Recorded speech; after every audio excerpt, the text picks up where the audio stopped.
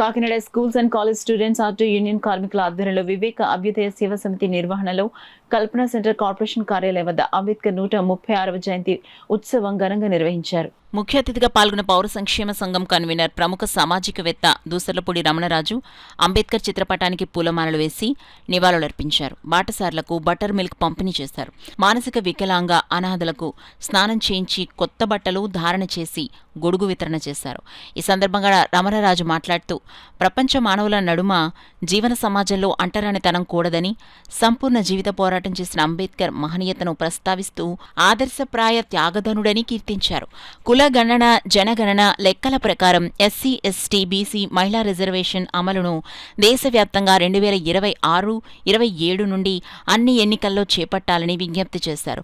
15 ఏళ్లుగా దేశ జనాభా లెక్కలు లేకపోవడం వలన ఎస్సీ, ఎస్టీ, బీసీ రిజర్వేషన్ ఫలాలు సమాజానికి దక్కలేదని, అంబేద్కర్ స్ఫూర్తికి ఇది విరుద్ధమని పేర్కొన్నారు.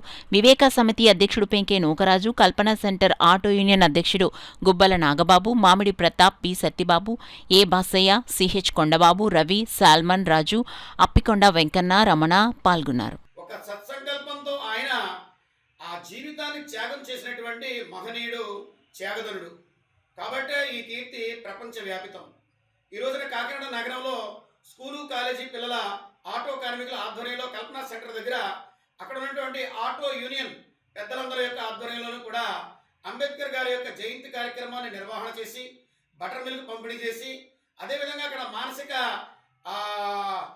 ఇబ్బందుల్లో ఉన్నటువంటి ఒక అనాథకి స్నానం అది చేయించి, ఎండల్లో అతను ఉండడం ఇబ్బంది అవుతుంది కాబట్టి ఒక గొడుగును కూడా వారు బహుకరించారు.